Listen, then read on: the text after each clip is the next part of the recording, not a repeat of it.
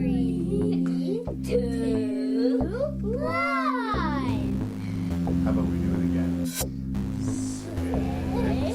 7, 4, 3, 2,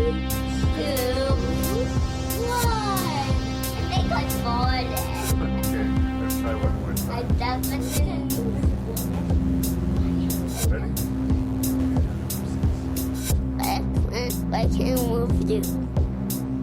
Making review. Making review. Say 6, 5. 5, 4, 3, 2, 1.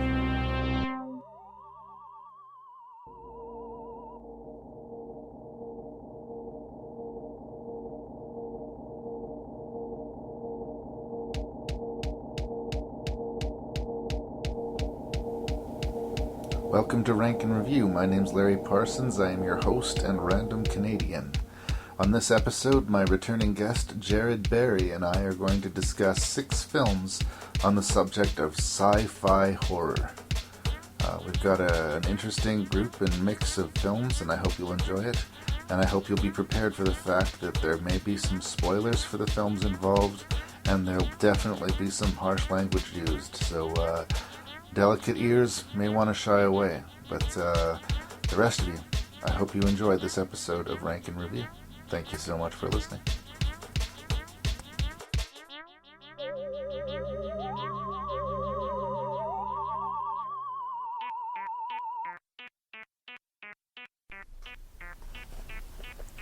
All right, Rank and Review episode 14 we're going to call this, and this is Terror from Space, or Sci Fi Scares we're calling it. We're going to look at films on the subject of menace from other worlds.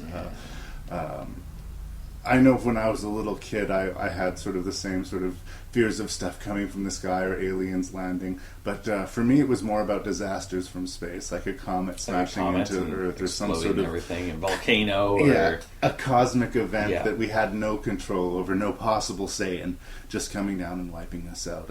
As far as aliens are concerned, I'm skeptically minded about it. I mean, not that I don't think there's life in space, but that I think that whatever that life is, most assuredly that exists out there, probably looks nothing like us. And, it seems like in every story you hear about people who claim to see aliens, they're always about our size.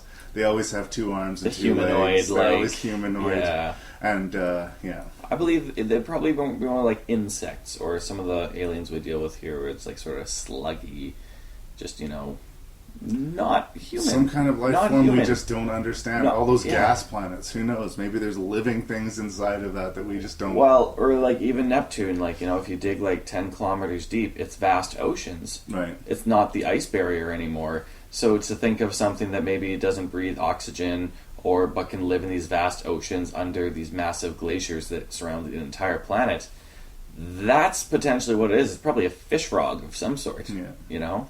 So, as a rule, I've never been really overly horrified by the concept of little green men coming to take over the world. You've never lived. But, I do totally get it as a means. And I do prefer my aliens to be aggressive, E.T. is welcome to return home and stay there. I don't like the cuddly, friendly aliens, You didn't like Paul? Well, I guess I superficially liked Paul, but I would have liked him more if he also was a bit bad. Yeah. If he had claws. Yes. So, should we talk about the 7 movies for sure. that we're going to look at? We have the Ridley Scott classic Alien. We have Event Horizon. The 1978 version of the Invasion of the Body Snatchers. Mm-hmm. Slither, Starship Troopers, and The Faculty. All on the subject of aliens coming down and causing problems on the Earth, but that's probably the only thing that they really have in common. They're all pretty different. I guess there's going to be some crossover with it. Body Snatchers and Faculty. I was going to say, for the most of it, you could have even titled this episode Under Your Skin. Yeah. Because at some point in time, there's an alien inside of somebody in a probing sort of or birthing sort of way, you know? Yeah, there is a weird sexuality too. Yes. Aliens always want to get up in our arses for some Well, reasons. or in our ears when we're sleeping, which yes. sounds like a frat party. No, that'll probably go down from scarred from childhood. Scary aliens. I remember in Star Trek 2 in Wrath of Khan, they were putting bugs in these guys' ears, and as a little kid, I was not cool with that. No, and because I would give you a wet willy and overreact. Yeah. So why did you decide that sci-fi was going to be your next? The first two ones were really dark. Yeah, that's true. They're really dark. There's some actually fun movies in this list. There's, and yeah, that's the thing is like, I do like sci-fi movies. Still reminds me of when I used to like watch some of these old like 1960 sci-fi movies, like with my like horror movies with my grandpa and grandma. They'd be playing cards or whatever, but I'd be in the like their living room watching like old reruns of these like 60s, 70s. Invasion of the Saucer People. Exactly, like plates on strings and things like that, black and white, and like I don't know, aliens are awesome. And out of the list of sci-fi movies that I personally enjoy or the genre, the idea of the sort of like these aliens seem like such an awesome list, you know? Yeah.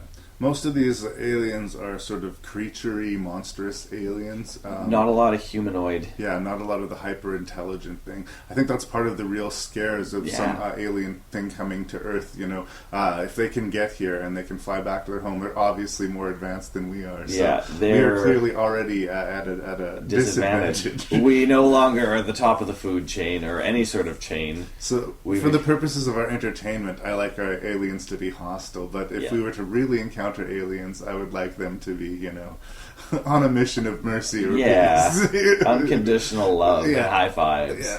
Yeah. Good news that there are aliens and we're here to help.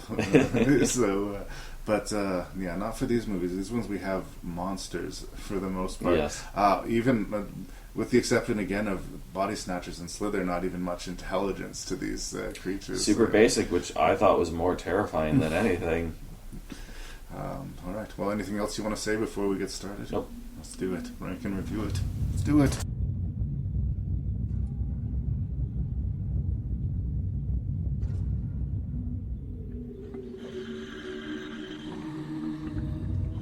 Can you see this? I've never seen anything like it.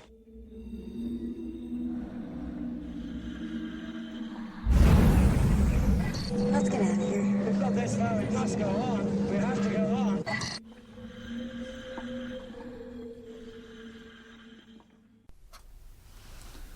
Okay, so Alien in 1979.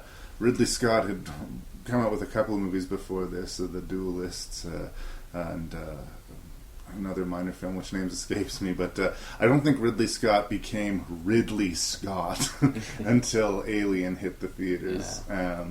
For the time that this movie was made, it's still it's an incredible feat. There are some elements of it that I think look a little bit dated when watching today, but 90% of it would stand today if it was released in theaters today as a new movie. I mean, it's minimal changes, any sort of touch up. They just mix the sound again, probably. It is impressively put together. And one of the many things to admire about it is how real this feels, this world that we're introduced to. Just a brief run at the plot. This is a fairly familiar movie to horror fans, but the crew of a mining ship, the Nostromo, are headed home when they intercept a beacon. And they are awoken from their cryosleep to go investigate it. And they do so, and bad things happen, and they end up bringing an alien on board their ship. And that's basically what we're looking at. Jared Berry, please let me know, what did you think of Alien? I love Alien. Alien 1 and Alien 2 are awesome. Awesome movies. It had actually been a while since I saw Alien again. And I remembered 90% except for the ending, and then I was like, once you sort of, see the ending again, I was like, oh yeah. And sort of brought me back to that kid place. But no, Alien was awesome. And for a lot of, the scary movies that I watch, I like to say that I'm pretty desensitized to most things, and yet I still found jumps in Alien, and I've seen this movie probably at least 12 times, and for me to still find those little corners of darkness and uncertainty and things like that, and holding your breath, that was awesome. Yeah. Well, this is a classic movie. So good. I mean, I think this is one of the many things that this movie accomplished is that I think maybe to a large extent before Alien there were horror movies and there were science fiction movies, but Alien was the one that sort of perfected the idea of the sci-fi horror monster film. Yeah. This is a monster movie in space. Yeah. And it's an amazingly well-made monster movie in space. The creature designed by H.R. Geiger, apparently toned back. Apparently, it was even more sexual-looking in its original design. Again, it's a weirdly male, sort of phallic-looking head and mouth thing to it, but it's sort of got that weird sleekness. Geiger's really into, putting the genitalia into his work and making it monstrous and angry and erotic. Have you ever looked down there? If we want to get Freudian about the Alien franchise, we can, because there's a lot of very male sexualized in the visualization of the alien, and yet it's the Queen Hive Mother. So it's like it's a female penis, the most terrifying monster ever imagined. But anyway, I went way down a rabbit hole there. Another topic. But I do think, like I was saying, this movie kind of really invented sci-fi horror. And not enough good things can be said to that effect. I think when we move on to Aliens, it's much more of an action, science fiction sort of movie. This movie is a horror movie. This movie definitely belongs, it's set in outer space, but it means to scare you, not wow you. Yeah. In the traditional sense of science fiction, of this being, about other things other than the story is telling about it, or projecting what our technology may lead us to, no, not so much. Yeah. But in suspense and in scaring us, absolutely. Legit. The other two things, of course, that the Alien brought to the board was the female action hero. Yep. Sigourney Weaver. I mean, she's an Amazon of a woman, and she had the fitting of an action hero. Yeah, she really is like a "don't fuck with me" character, and she's smart until we're gonna talk about the business with the cat. But yes. she's a smart survivor throughout the film, and that again was a relatively rare thing to see in the theaters in 1979. Yeah. And the most famous thing that Alien brought to the table would be John Hurt interrupting the lunch meal of pasta by having an alien burst out of his chest. I don't remember how I reacted the first time I saw it, because I saw this movie when I was way too young.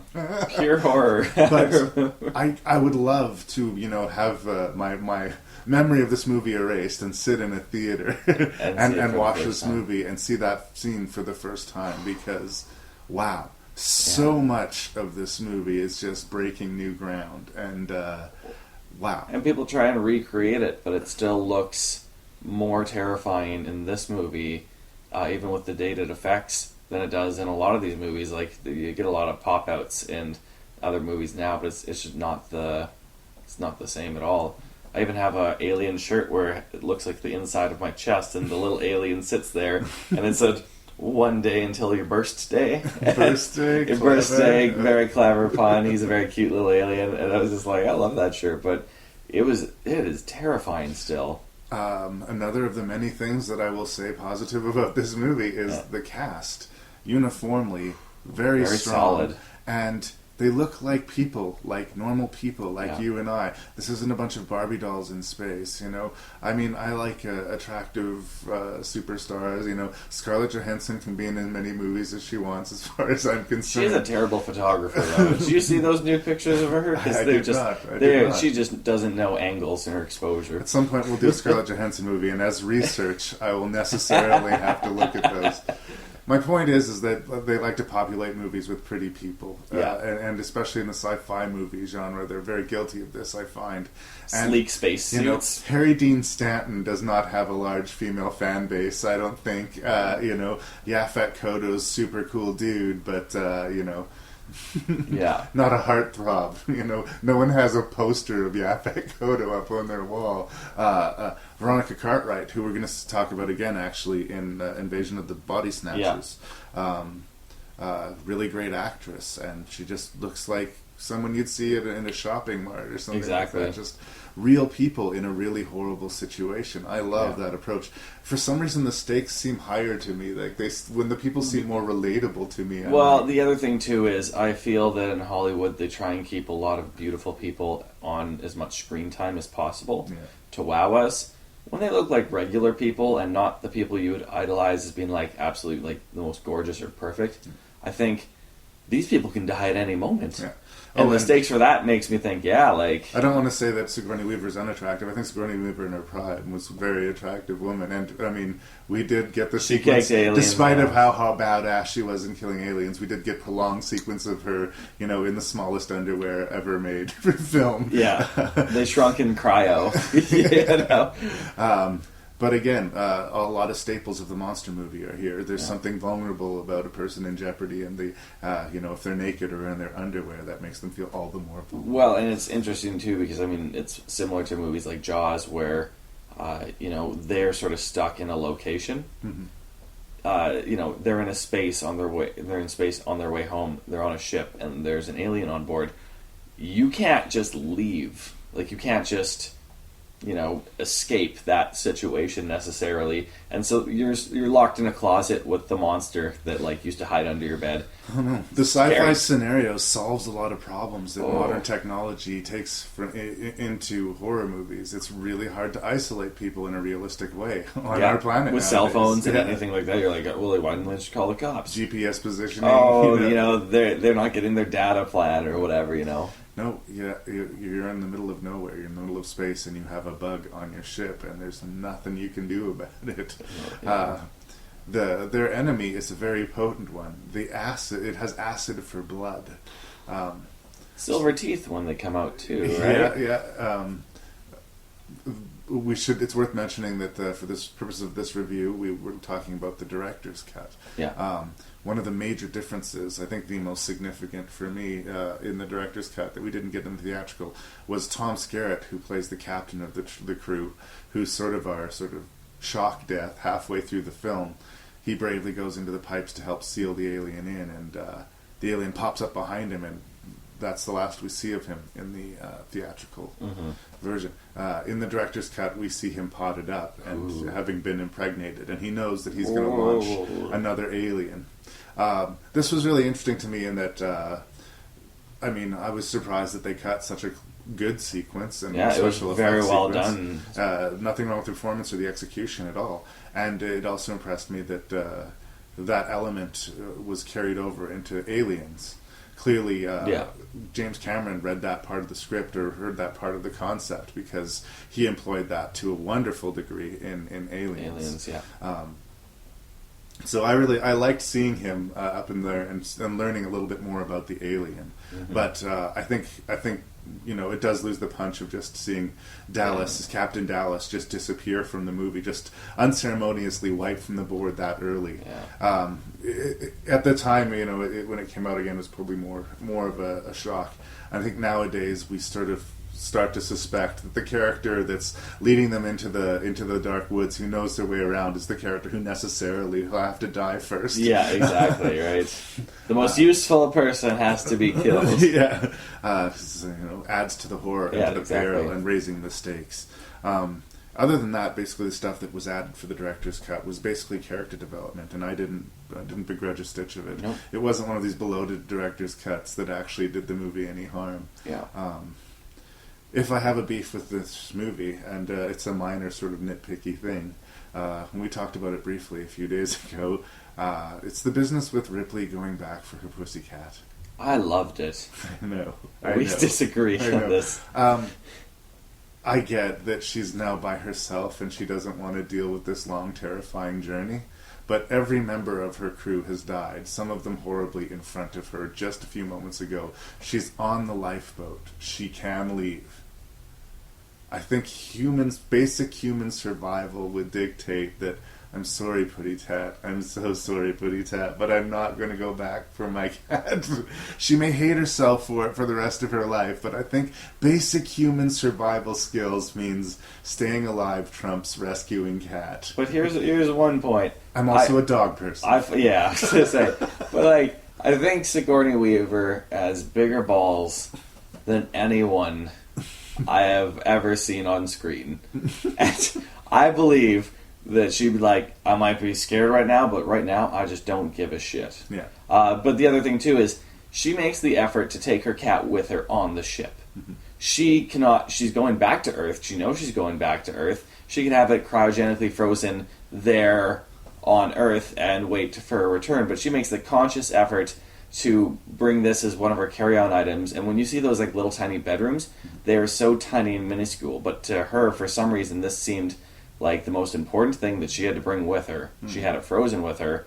In my mind, that makes me think that it's not even just a trivial pet.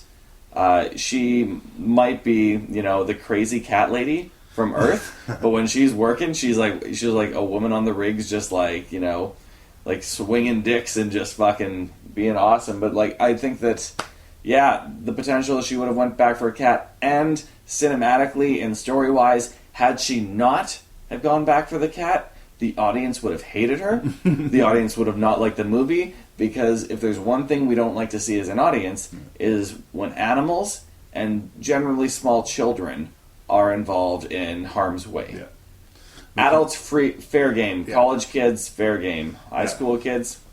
Oh no, we all have a great laugh when Casper Van Dien gets cut in half in Sleepy Hollow. High fives all around. Yeah, but if a little kid gets it, shit, that's not cool. That's not cool, man. You went to a dark place. I don't know. Again, it's a small nitpicky thing, and you know what? It's full of archetypal monster movies. Yeah. There are scenes of people walking slowly down the dark hallway. The Harry Dean Stanton death, where he's looking for the kitty cat, is just like... in a way, classic. It should be. It's classic, but in a way, it should be outrageous. Like, why are you doing this? You know something terrible is on this ship, and you're in the biggest, creepiest, darkest, dripping, chain-hanging room. Like, okay, but it completely works. It completely works. It's an archetype of the monster movie genre, and going back to rescue somebody in the third act as your final sort of suspenseful sequence is also standard monster movie fare. We're going to see it again when we talk about Aliens, right? When she goes back to rescue Newt. I get it. I just think that the stakes would be higher if she was going back for a person for some reason. Oh, they'd potentially be higher. But one other point, though, and we just talked about this before, is like the idea of survival. And like, just that now that Calgary seems to be flooding at this moment. And I was just talking about the guy who was like, his truck's being carried down the street and he tried to escape with his cat. Yeah. And his cat got drifted away from him. And he jumped into this heavy, currented stream to try and swim and save his cat. Clearly not a smart idea. And I'm thinking... We love our pets. We love our pets. I understand the idea of facing that long journey home alone. Yeah. Would not be good. But she also planned to put herself to sleep. So she would have slept all the way home. I said it was a minor nitpicky thing. My one nitpicky thing about the movie itself is some of the set. Yeah. I find it with a lot of things that when I talk about Event Horizon, I know it's going to come up again, but it's this idea of the spaceship. Now I get that it's a mining vessel, and I've worked in industrial areas, and that sort of big, titan-y, like iron-clad, like built like a brick house or whatever. It's a very strong idea, and it makes sense that a big mining spaceship would look like that. However, there's so much little bolts and angles that they enter into these things to give these hallways depth and these like textures as the light hits them. It becomes so visually distracting sometimes that I think that sometimes they'd be a little bit more effective if they were just a little bit simpler. No. I mean, I guess I see what you're saying. For me, I just thought the production design was serving the horror aspect of the film as much as possible. It's like, as much as the ship was designed for mining, it was also designed to film a horror movie. Yeah, it's true. But yeah, the long and the short of it is that Alien is fantastic. Awesome movie. Fantastic. Awesome movie.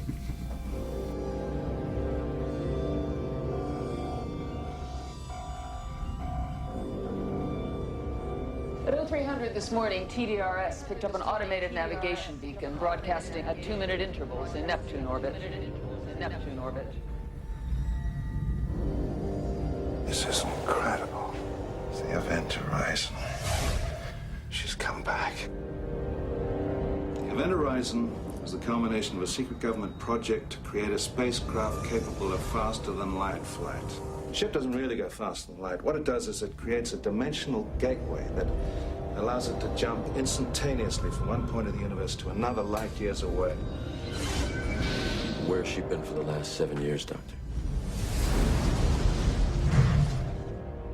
That's what we're here to find out.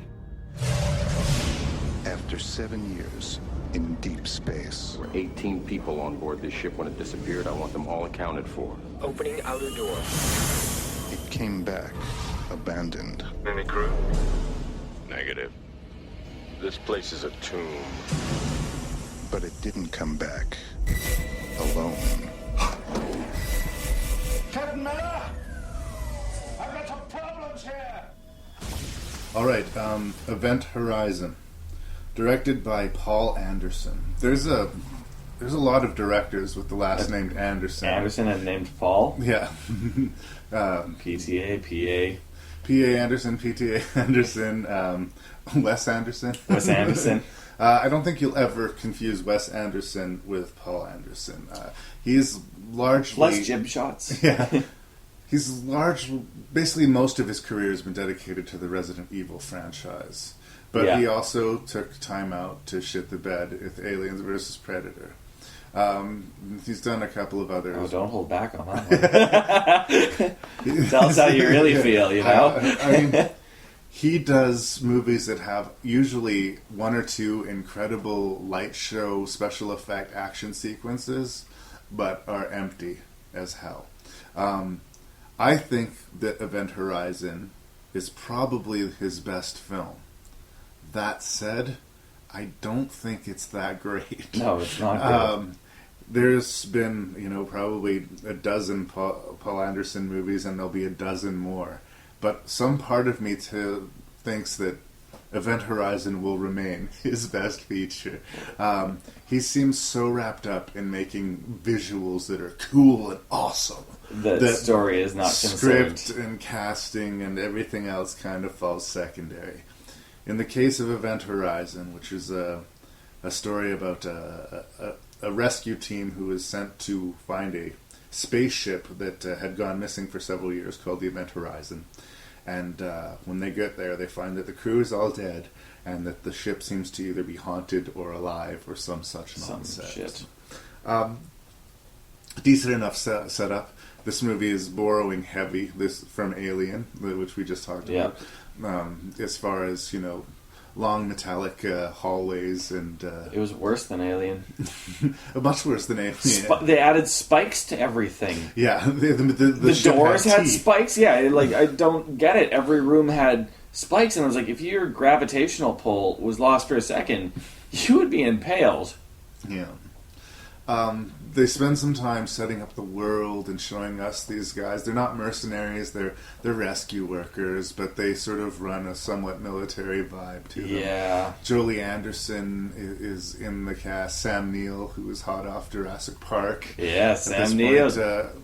And I will always call him Larry Fishburne. Is in the film as the ship's captain. I think that on a concept level, it's good. We were talking about how they should not remake good movies; they should remake bad movies. Yeah, this is like a movie that would be primed for a remake, as far as I'm concerned. Conceptually, story-wise, there's some good ideas to play with. What if some amazing spaceship that was trying to figure out a way to bend space to travel somehow opened up to another dimension, or, for the sake of argument, opened up into hell. They managed to find a gateway into hell. What would that look like? What would that do to the ship? What would people who came upon the ship encounter? Yeah. Cool enough. Yeah, and to me it had a lot of H.P. Lovecraft love affair at that point with just concept, where it's like, oh yeah, they open up to another world, and the chaos and the fire and the things they saw made them go insane and blind with all this it felt very much with this romantic love affair, but I liked the idea of them being out in space and once again being sort of locked in this situation. Yeah, I think that for me, what takes away from the movie is that a lot of beats are hit very, very harsh. Ooh, sledgehammer. Yeah, the one character who's the mother character who says, "I'm sorry, I know I told you I'd try and get your time off, but just this one last trip." One last trip. That's okay. My ex-husband will take the boy for Christmas. I get to have him all summer, right? Yeah. You are so dead, right? There's so many things like this that are hit very, very hard. The backstory that Lawrence Fishburne has is that he will never leave a man behind again, because in his past he watched a guy burn to death because he sealed the door because he had to do it. This redemption theme was set up very, very, very, very, very thickly, which it's a familiar aspect to this type of movie, so you expect it to some degree, but you don't expect it that heavy-handed. And then the reverse of that also takes place, and I'm talking here about the Sam Neill character, who is completely sane until they get to the ship. And then he is completely crazy, and they don't telegraph that at all. I mean, no, he just flips a switch. It's like, I was crazy this whole time and screwing with you until I got here, and he missed his wife who died. Clearly, they set up that he had a past with his wife being dead, but he basically becomes a villain. As much as the ship is supposed to be the villain, he's actively helping the evil. He's like the embodiment of the ship's evilness, and that was not set up at all. Where they would have heavy-handedly set up all these other little fun character notes. They did not bother with their main villain. Strange choice. You know what I did notice, though, about the movie? We were talking about how we thought it was due for a remake. Yeah. Kind of reminded me a lot of Sunshine. There's a lot of parallels. Yeah. And I don't presume to say Danny Boyle ripped off a story like Event Horizon, but I mean, it had the going out to space, things get a little crazy. Yeah. And the further they got in the sun to Sunshine, the weirder things got and reality started to bend. And this one's the deep I would agree space. that they're all related. I mean, Alien is related to Event Horizon is related Incestuous to cousins Sunshine. Sunshine is a much better movie than Event Horizon, I think. I don't know. There's just, like I say, there's a lot of stuff that looked great. There was great sequences, but I just didn't feel it. I was not checked into it at one moment of the movie, and that made me sad because I love Sam Neill. Yeah, Jurassic Park is amazing, but him being the villain and clawing his eyes out and being able to run around and track people down as he's completely blind, but the ship is giving him weird possession power. It was stupid, and the spikes, my God, man. The spikes were everywhere. They go in the room with the gate, and it's an entirely spherical room covered with these impaling spikes. And I get that it was this sort of machine that could bend physics of time, whatever, but they didn't have they didn't have atoms or any sort of neutrons or whatever being fired from these spikes. There's no function to them other than looking nasty. Oh yeah, it's like if one of these spaceships went to a super grunge band in the or a super punk band in the 70s and stuff like that, and just had the spikes on their leather jacket. Yeah, I think that the script was, like I say, sound in concept, and maybe I'm being unfair. I'd say maybe story. But yeah, I don't. For some reason, I want to blame this all on Anderson. It's like I say, anything I've seen of his is style as substance. Yeah.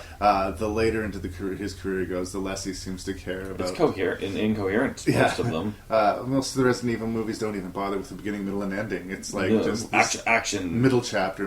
So confusing. This movie does have a beginning, middle, and end, but he seemed to spend a lot of time on the cool action set pieces and the special effects, and kind of rush through and sloppily handle some of the character stuff, which is unfortunate. There's some good. It's like I say, a decent cast. There's a lot of British actors in here too. Yeah. Sean Pertwee and Jolie Richardson are in here. Jolie Richardson would seem to have a large role. She's one of the survivor characters, but what do we know about her? Nothing. Nothing important, at least. Almost all of her dialogue is, "Go to this place, yes, sir. this is what the problem is. Okay, we have to try and solve it. We don't get to know her at all. No. And it's kind of a mistake because we spend increasingly more and more time with her. And she's a good actress. I Yeah. mean, she plays the hand that she's dealt as best she can. But there's a few missing pieces here. And I think if those pieces were put in, it would be solid. Yeah. Like I say, it borrows from what came before, but that's kind of unavoidable. Yeah. I think if you make a science fiction movie, you're going to be borrowing from Ridley Scott. And if you make a science fiction horror movie, you're definitely going to be borrowing from Ridley Scott. Yeah, exactly. That's just the way it works. Gold star. But yeah, this is... It was a little unfortunate. Yeah.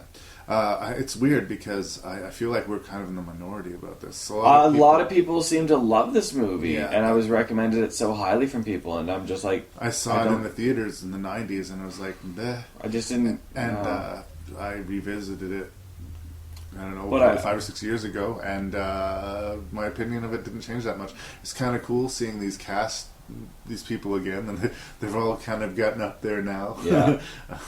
I also knew assholes who told me that Resident Evil movies were awesome. So, and they're the same ones going to see Fast and the Furious 6 or whatever the shit they're at in the theaters. I bitch about Resident Evil movies, but I'm part of the problem because I'm a sucker for a big budget zombie movie. Just because you know there's going to be at least a couple shots that are redeemable. Like that Italian one, Zombie, where the zombie bites the shark. Yeah, exactly. I bought that movie specifically for that shot. Well, you cut together the greatest hits of the Resident Evil movies, and it still won't be a good movie, but it'll be watchable. And With probably some Mila Jovovich. Yeah. Maybe if this movie had Mila Jovovich in it, it would be better. But as it stands, no. In this crop of movies, Event Horizon is pretty weak. Yeah.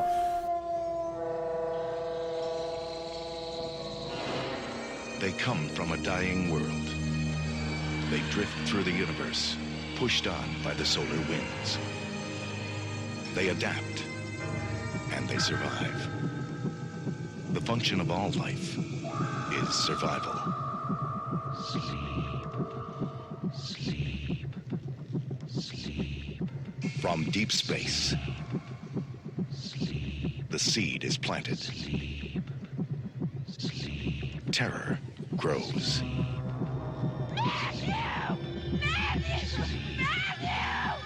Like the others. Elizabeth, wake up! I'll get you when you sleep. Sit up! Invasion of the Body Snatchers. It's got no detail, no character. It's unformed. All of a sudden, they're growing like parasites. Is it contagious? People are being duplicated. How do you know my name?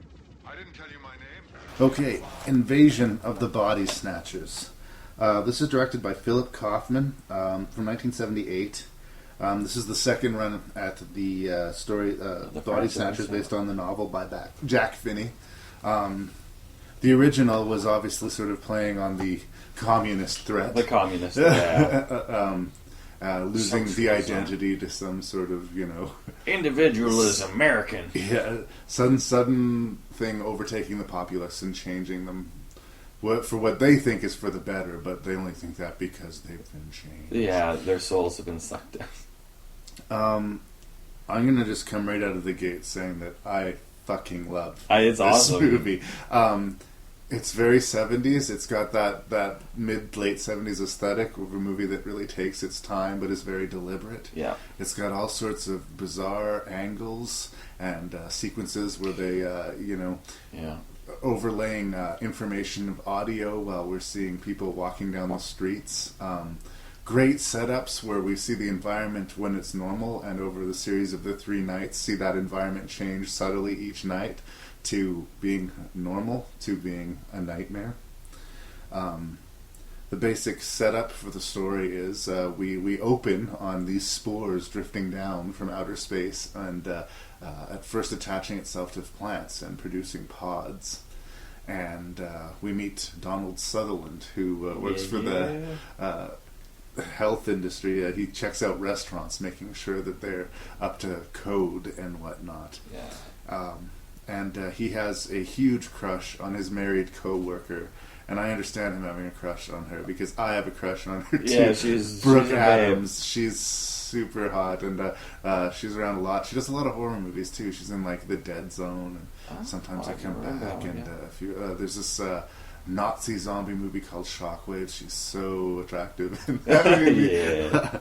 Anyway, there's a really great relationship between the two of them where he's in love with her and she knows it, but they are friends. Yeah. Right? And she's taken. She won't entertain the idea because her husband's still around. She has a husband that she's devoted to. Yeah. But, she likes having this friend. Yeah. Great dynamic. And she comes to her good work buddy and says that her husband is no longer her husband and is acting very strange, which is, of course, music to his ears. Yeah, he's like, oh yeah, you had me, he's not my husband. Yeah. Well, if you want to spend more time with me, then that would be fine. Yes.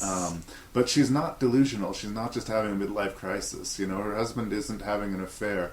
He's a pod person. Yes. That was a legit concern of hers. The basic modus operandi of the creatures is when you fall asleep, the pods leak tendrils, which basically read your information of your body, create a complete copy of you in the pod. Your body disappears, and an identical body is spit out of this pod that knows everything you know, has all of your knowledge and ability, just minus the emotions.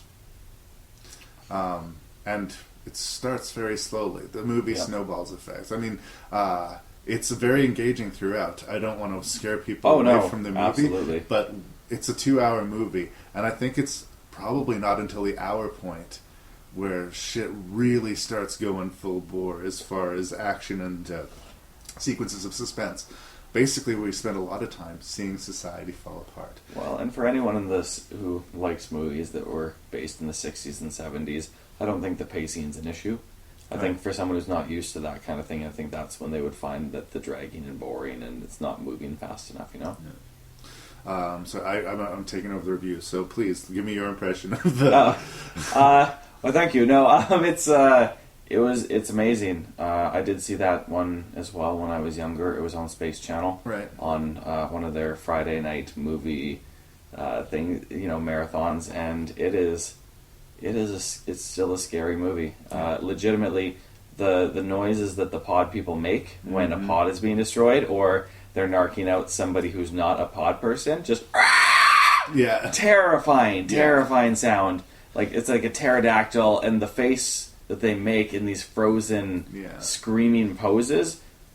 Crazy, it's like an alarm call to alert all of the other aliens. And the first few nights they wouldn't make that noise because there's not enough of them yet to warrant it. They don't have the backup. Yeah.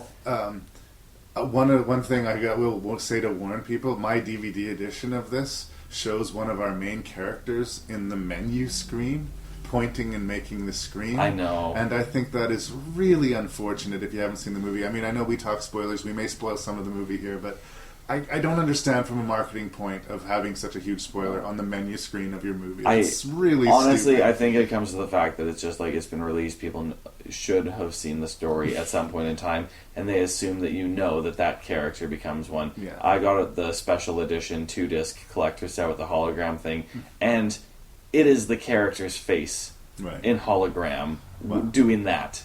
It's unfortunate. It is. But it has Jeff Goldblum. Yeah, very young, I love Jeff Goldblum movies. He and his girlfriend, Veronica Cartwright, work at this sort of therapy mud bath place, giving massages and whatnot. And they catch on to what's going on out of luck. Yeah.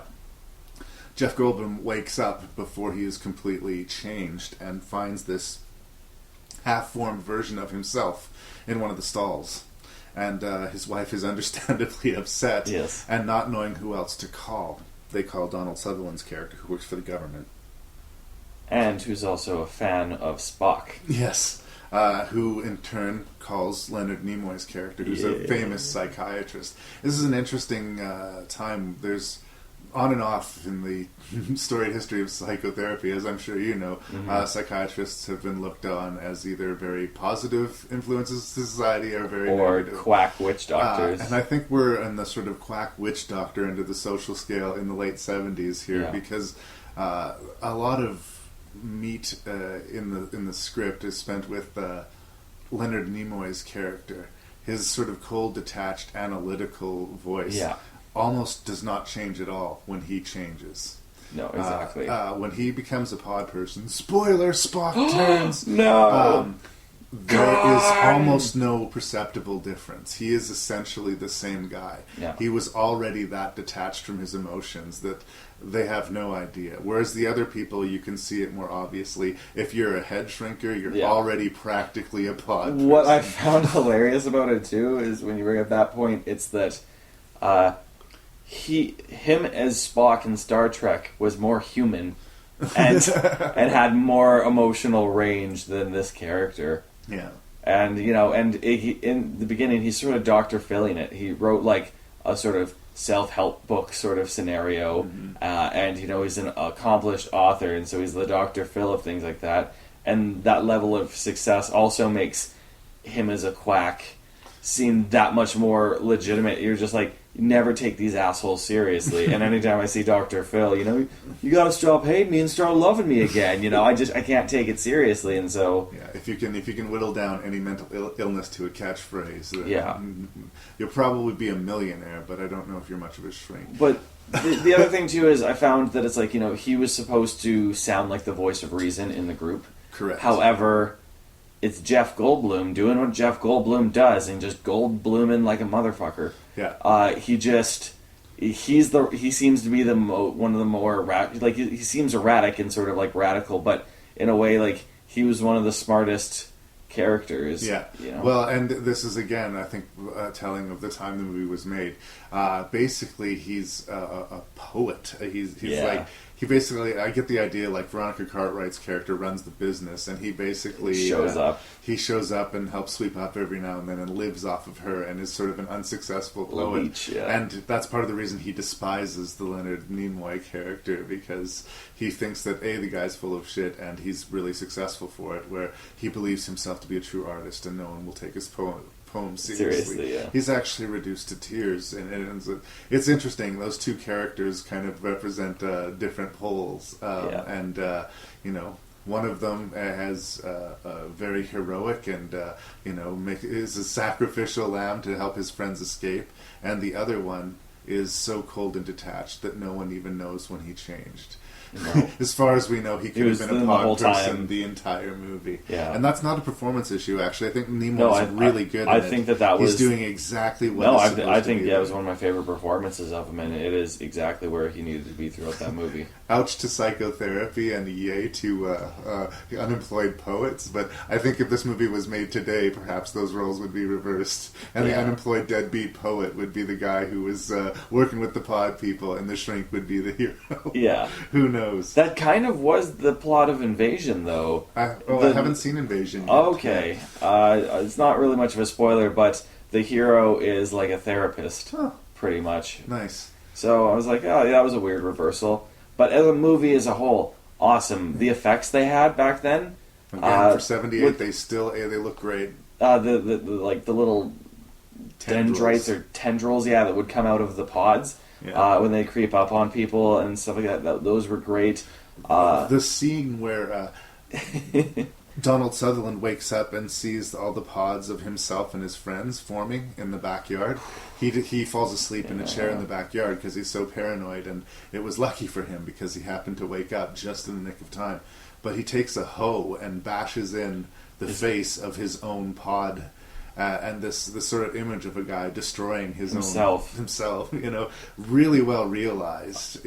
And they held that camera, and you see the head caving in, and like very gruesome, and where a lot of other violence was pulled from the movie. Yeah, right. This was when they were like they knew they needed to have it, and at that point too, all the pod people, knowing that one of theirs has been destroyed, come out of the shadows and have that like horrified face and that terrifying scream. I noticed a shot in particular in this movie that I think we keep going back to Danny Boyle, which is interesting. Yeah, when they're running from the pod people and their shadow is being cast against the building, there's almost that exact shot of the infected running after people in 28 days later. Yeah. I hadn't even put that together until this last viewing of the movie. So many great little touches. It is.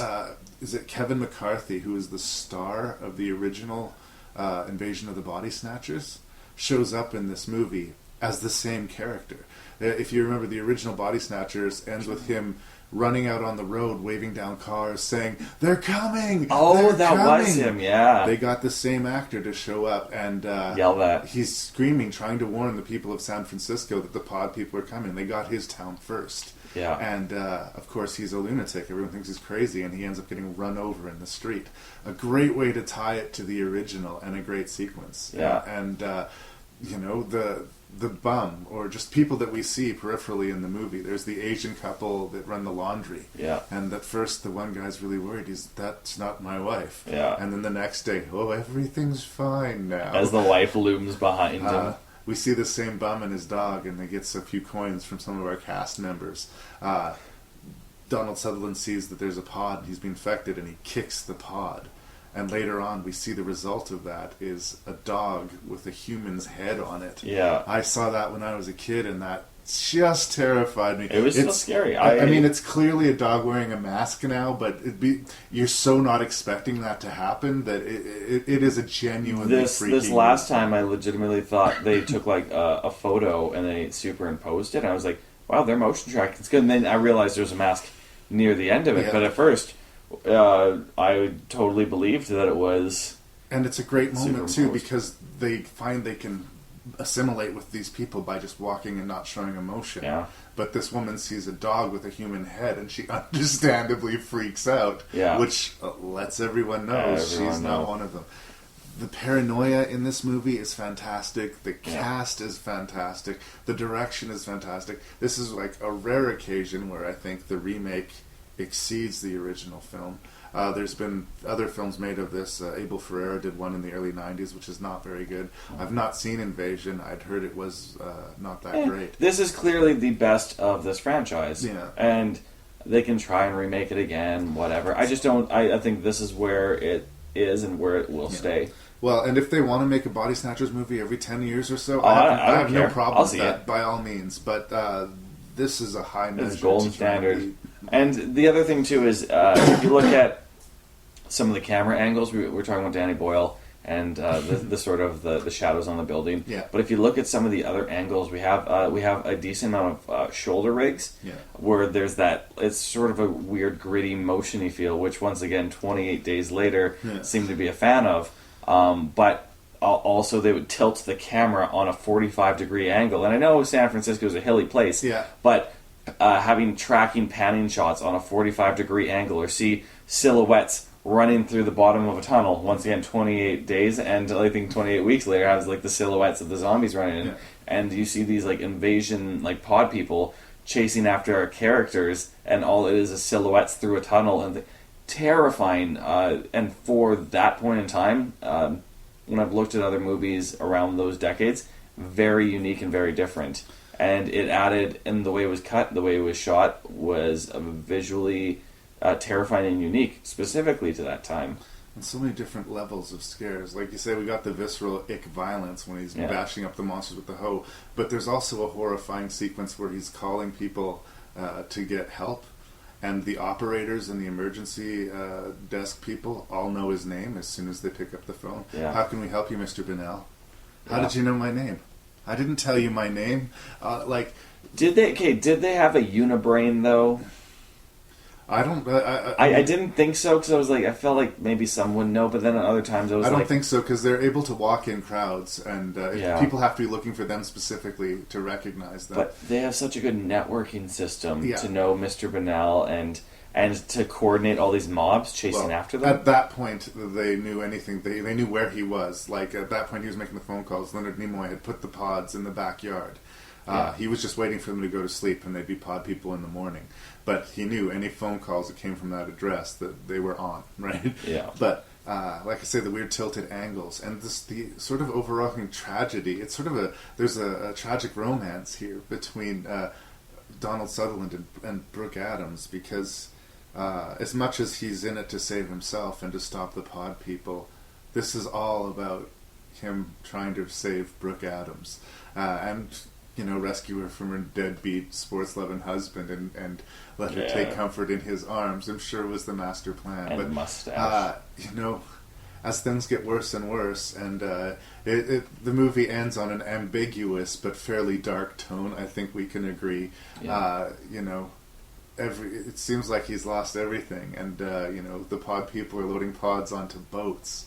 That chilling moment where we're listening to bagpipe music, and we're seeing these ships loaded up with pods so that they can carry the plague across the oceans.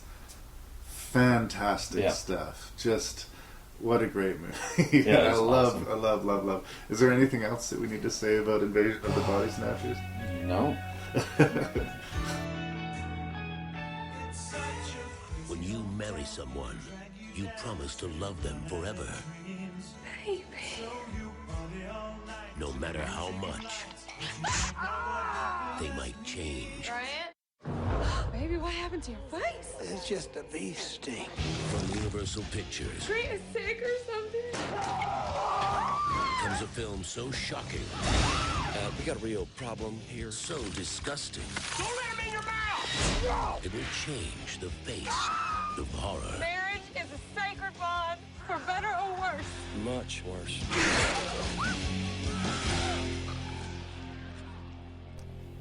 I'm a big fan of James Gunn. Yes. He's the director of the movie we're going to talk about here, Slither. He also has this really bizarre movie called Super, starring Rainn Wilson as a dude who decides to become a superhero after he is touched by God. I recommend you checking it out. It's not a movie for everybody, but it is definitely a movie for you and I. Yeah, okay. But that's not what we're talking about today. We're talking about Slither. This movie stars Nathan Fillion. Woo! Free me. Oh. Star of Firefly and Serenity, and now Castle. Castle. An Edmonton-born boy. Really? He and I used to shop at the same comic book store. Huh. Never met the man, but we did shop at the same comic book store. I heard him interviewed, and he was talking about Edmonton and the Wee Book Inn, and I was like, "Oh, that's so awesome!" Anyway, he plays the sheriff of a small town that gets a visitation from outer space in the form of a weird slug creature that infects a character played by Michael Rooker. Mm-hmm. And it sets about making some babies and spreading a plague, a very bizarre plague. It includes great variety of things. We got wormy slugs. Yeah. We got sort of possessed zombie-like people. Mm-hmm. We've got a giant morphing squid monster. Yeah. Sort of the mother-father figure. Yeah. And then we've got the cast of kooky characters in this small sort of hunting town. Yeah. This is a fun B-movie sort of vibe, but very modern. And it was a huge bomb at the box office. It was, which, I mean, I have to admit, like, when I first saw the commercials, I was like, I have no interest in seeing that. That was stupid. But, you know, it's one of those movies that I'm like, as soon as I picked it up on DVD, I have watched this movie, I don't know how many times, and I highly recommend it to people. Well, Gunn got the gig because he wrote the remake to Dawn of the Dead. So this was the script that he had next, and he wanted to direct it. And I think in an ideal world, it would have been a monster hit. People keep on asking, you know, where's our generation's John Carpenter, who does just silly, fun, awesome you know, popcorn entertainment cinema. Well, the thing was scary. The thing was scary. Was scary. But I mean, you know. But Escape from LA, really. For the most part, he'll do straight up horror movies. But Carpenter, I think, his bread and butter is sort of fun, romp, silly kind of movies that I enjoy. And I think James Gunn has potential to be that. And I wish that his movies did better than they did. Both Super and Slither were kind of fairly not a lot of ripples made in the water, but.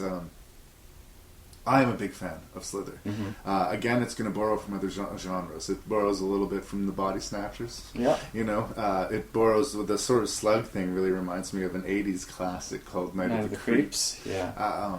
You know, the small town being invaded by alien thing has been done so many times. Wow. But I don't think ever this gross, and I don't think ever this funny. Well, and like just the mind-altering slug.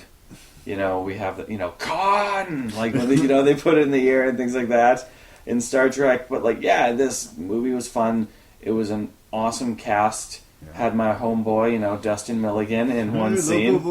Yeah, Canada. Yellowknife, though, hey, it's awesome. The kid from Yellowknife just makes it up in their big Was it leagues. Yellowknife? I thought Yeah, it was, no. Close enough. Close enough. He's still our boy.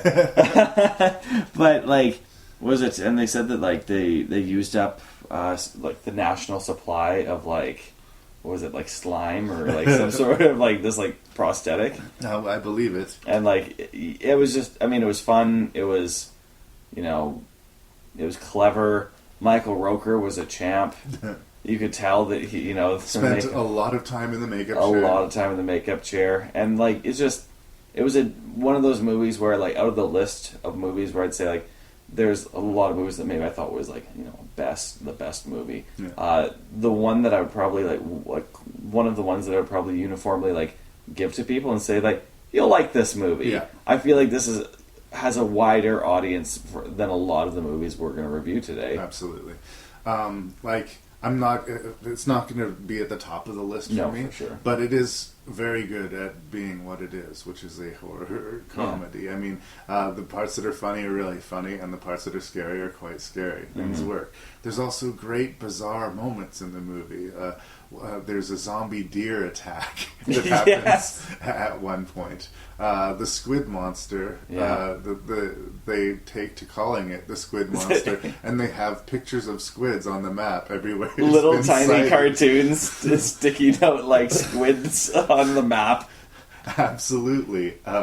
There's just lots of little bizarre moments. And we have a similar sort of unrequited love relationship between Nathan Fillion and Elizabeth Banks. She's married to Michael Rooker, a man much older and gruffer than she. And Nathan Fillion wishes she was not, and wants to play the hero to her. Elizabeth Banks has an interesting role in this movie in that she is asked to try to romance this repulsive, throbbing, alien, mushy thing. And she did a good job. In my mind, this actually might be my favorite Elizabeth Banks performance. she's pretty strong in it, yeah. And having to, take that seriously, you walk on a set and you see Michael Roker in a big Jabba the Hutt looking prosthetic or something, and and puppeteers working tentacles around her and stuff as she's has to deliver this really dramatic scene. Tough and committed. Tough challenge. 100% commitment. I was talking about how the movie goes places you don't expect. The first woman who gets infected by Michael Rooker to create the little worms, which go on to infect the entire town, she gets impregnated and put in a barn and is being fed raw meat for the first half an hour or so of the movie. And when they find her, she is swollen so cartoonishly huge, she barely fits in the barn. She's an orb. She's the Charlie in the Chocolate Factory, girl who turns into a blueberry. This is one of the most cartoonish things I've ever seen in a real movie. Yeah. And yet, in the world of this movie, I buy it. Completely accept. There's no question. Anything can happen at any time in this movie, and I love that about it. We're going to have a good laugh at the, shit-kicking mayor being a goofball in the one scene, and in the next scene, we're going to watch an entire family get fucking killed. Just horribly. And one of my favorite parts was when the one ranch family gets all infected and the one daughter runs behind Nathan Fillion, right? And wants protection. It's and they all look like these infected zombies. They just don't look well. And he's what? He's like, what's wrong? He's like, would you believe poison ivy? And the two daughters simultaneous, we're itchy. That's right. It's a funny line and it's creepy. It's creepy and hilarious, and that was what I loved about it. And even the deer, the deer possession, and it had this very cartoony Muppet feel to it. But I was sold on it throughout the entire movie. There wasn't a moment where I was like, okay, that's just fucking silly. Stop that. That's silly. The movie's just fun. I think that the thing I would most compare this to as far as the level of fun and gore and scares is a classic early 90s monster movie called Tremors, where, the movie wants to be fun and relatively light, even though there's going to be a body count. But they somehow ride this razor blade thing where they manage to be stupid and serious and funny and scary. Yeah. And I think that done really, really well is rare, which is why it's such a sin that Slither didn't get the audience it deserved when it was released. I was counting down the days for this to be on DVD. It's one of the few movies that I paid full price for because I just was like, I was so in love with how goofy and, dark and funny. I mean, yeah, I guess you say this will please the most amount of people, but I do also understand it has this weird edginess to it as well. I find in a lot of weird indie Canadian movies will have these scenes that go just a step or two farther than maybe they should. They should have, yeah. There's something of that vibe in Slither too. Yeah. But they never tip their hands so much as laugh. They never quite directly wink and look at their audience, but they come as close as they can. To it. But I mean, that's the other thing too. It's like, I don't know, Firefly had some of that weird, wacky humor too. It was that sort of fun Joss Whedon sort of situation. But I had the exact same reaction to Slither when it was first coming out and I saw the advertisements as I did for Cabin in the Woods, which is another one of my all-time favorite movies now. It looks terrible and cheesy. And then as soon as I get anchored down to watch it, and normally I feel like I'm a very good judge of movies based on the trailers and what I've seen, but these were two movies that came out of nowhere for me and were fantastic. I loved Slither. Yeah, and on the strength of his, writing the remake of Dawn of the Dead and Slither, I will watch. I'll watch anything else he makes. Yeah, and I'm a fan of Super. Like I say, I'm in the minority. I think in a lot of ways that movie's just a little too weird for your normal everyday mom and pop audience. Yeah. But his next up is a Marvel superhero movie called Guardians of the Galaxy. It's a weird choice. I think they might be doing some of the more obscure, bizarre picks too soon in the Marvel universe. Yeah. But you know what? I'm going to go see it. Yeah. No, exactly. In every age, there is a cause worth fighting for. But in the future, the greatest threat to our survival will not be man at all.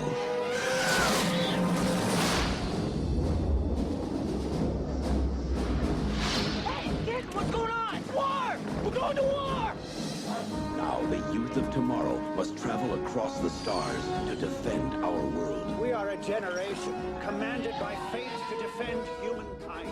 Everyone fights, no one quits. All right, Paul Verhoeven. Bless you. Yes, Paul Verhoeven. A director whose style is kind of unmistakable in that it's very in-your-face, very aggressive, typically very violent, typically very sexual, and incapable of subtlety in any kind of way. I find most of his films to be a love or hate experience. And so it was that we came to speak about Starship Troopers, which is based on a novel by Robert A. Heinlein, and is clearly sort of pretending to be a propaganda movie. Yeah. It's very much, we see a lot of media, we see a lot of militaries sort of composed in the most positive light, even in spite of the violence. Yeah, around it is so blatantly there, and so it's ridiculous that you're even looking at it. The world that we're introduced to is many, many years in our future. We are at war with a race of insects in outer space that are capable of hurling meteorites at planet Earth. We were able to come up with some meteorite defense system in the interim, and we are building armies on planet Earth to go fight the insect menace. And we are introduced to Johnny Rico and his band of buddies as they are first enlisted and eventually go to the front lines of the insect war. Jared Barry, what did you think of Starship Troopers? It's weird because movies are hard to make. But I feel like this was like a castration of like what a film, could be with like money and effort, and then it was awful. It was the worst. I can't defend this movie. aside from some, boobies and violence, which, I mean, I'm not saying I'm, beneath loving those things on occasion. They had some good kills. It had some good kills. I guess that's my one positive. Right. But, like, the rest of the movie was terrible. I mean, I feel bad because they had some actual decent actors and they had some atrocious actors. Yeah. And you smushed them together in this ridiculous plot. And it makes me so upset. I'm of two minds of the film Starship Troopers, because the first time I watched that movie, I reacted exactly the same way you did. Is in that this is an empty piece of bombastic violence that is just, there's nothing to hang my hat on here, and it's so in your face and aggressive as to be exhausting almost. And the casting of Casper Van Dien and Jake Busey. Yeah. And what's his name? Doogie Howser. Neil Patrick Harris. Yeah. And, of course, our leading lady, Denise Richards. I almost cynically think that they deliberately cast the leads to be kind of empty vessels. But, who's the main character who plays Johnny Rico in this? Casper Van Dien. Casper Van Dien. He is a Dolph Lundgren-looking motherfucker. He kind of has this Aryan quality to him that freaks me out. Very deliberate. And their uniforms, the gray Nazi... Very deliberate. All of the newscasts and all of the, pushing the war effort to, sign up with Uncle Sam. The satire there was obvious. But, it was... almost aggressive, like every other thing. It was forcing it down your throat. We're not just going to have a lot of gratuitous nudity in a locker room. We're going to have a men's and women's locker room, so we can split the difference for you. Yeah. We're not going to have a little bit of blood and gore. We're going to see people ripped into pieces, screaming and dying, many, many, many, many times. But yeah, I was going back to the cast. Most of our leads, like I say, they are types. And they look very Aryan. I especially like Jake Crazy Stare Busey, Neil Patrick Harris, and Casper Van Dien look like they could be in a Nazi propaganda. Well, Neil Patrick Harris is literally wearing the SS coat. Yeah, the Hitler's Reich would have a hard time hiding their erection looking at these three movies. So I think that they were cast deliberately that way. And Denise Richards. Wow, girl.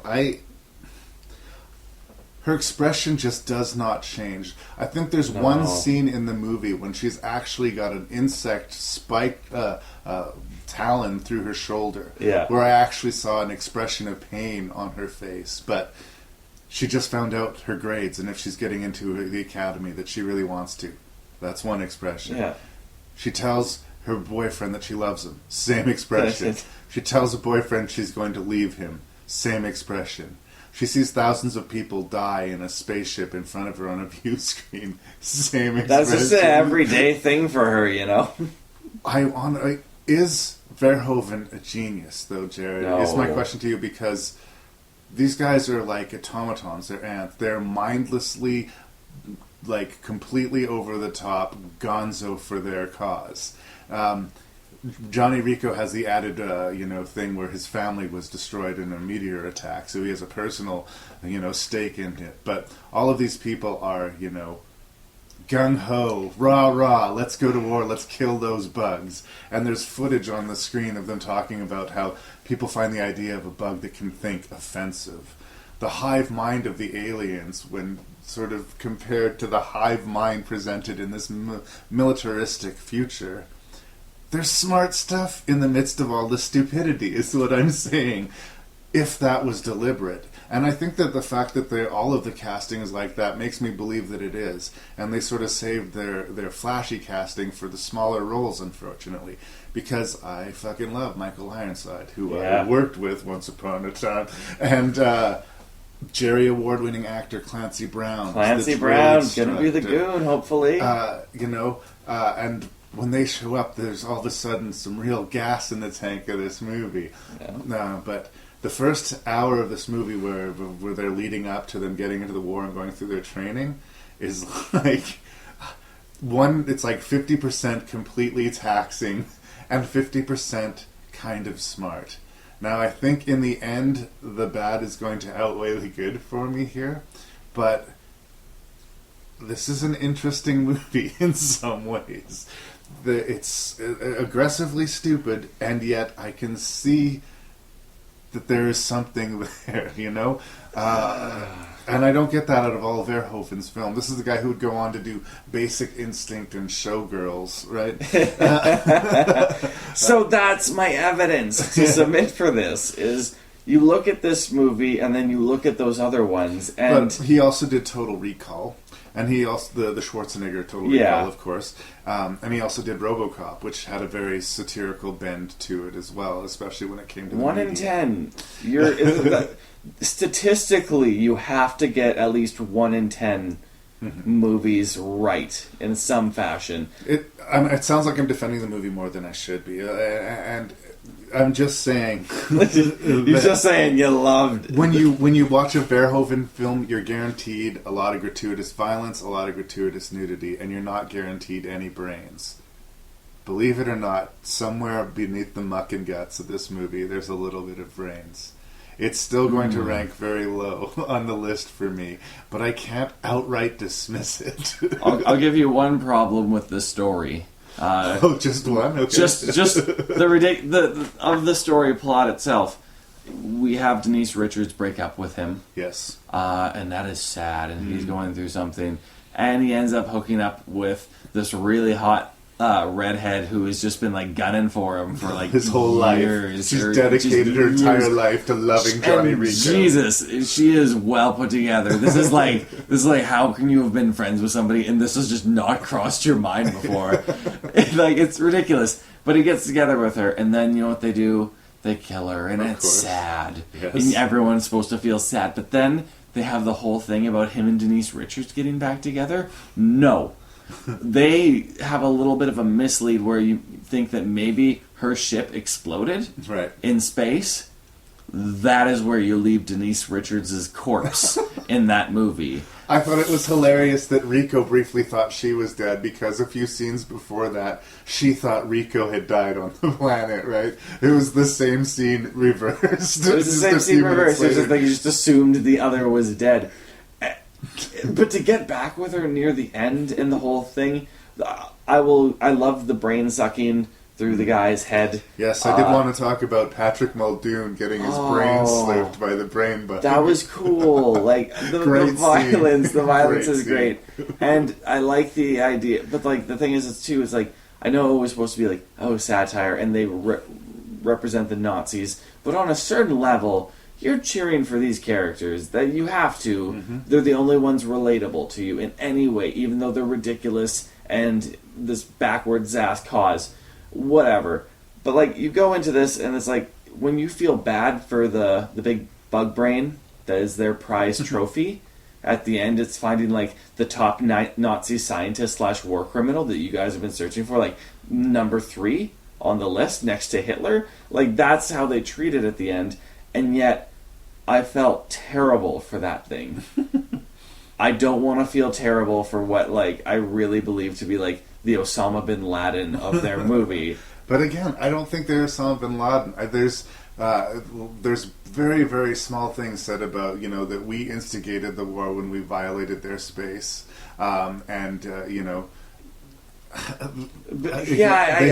it, but the bugs are doing exactly to us what we're doing to them. They're catching bugs to learn how to better destroy them. He's catching people to get the information out of their brain to learn how to better defend themselves. And he has a hive of mindless killers that he sends out to do his dirty work, just like the human race does. See, and that's the thing, is like they mention that's the subtlest part of the movie in a movie that is blaringly loud in any moment. Is like they try and be like, oh, well, maybe we started it. And then it's like, titties! Yeah, I do think if they actually just if they ease calm back the on the fuck throttle, down for if like they a ease back goddamn on the throttle a little bit, because and that's true again of all Verhoeven's movies, they all tend to be just over 2 hours long, and they're just relentless. Ramped. It's like the whole movie is coked up or something. That's the other thing, and that's why I don't think it's a great thing. Is I literally feel like it was some producer's nephew who was jacked on coke at a party one time. Was like, hey, so there's these guys, and it's sort of like, we're the Nazis and we go into space and things. That's what I thought this movie came from. Right. I know it was based on a novel, apparently. I've never read the book. I don't know if that element is in the book or not. But this movie felt like some producer's nephew who wants to be a director and has a nasty nose candy problem. I will say, if you like it's a big budget, large scale violence, you're going to get a lot of that in this movie. There's a few... like a band of 60 Marines that face off against thousands of bugs in this one siege sequence. Are cool. And as a siege suit, like an Alamo with bugs, it worked well enough. Yeah. If you want mindless action, this is mindless action. I do think that they sowed some seeds deep in there of brains, but this is a loud circus of a movie, and it's work to enjoy it. Yeah. But I can't, like I say, dismiss it either. No more pencils, no more books, no more teachers' dirty looks. The students at Harrington High have always suspected their teachers were from another planet. Is this going to be on the test? This is the test. This time, they're right.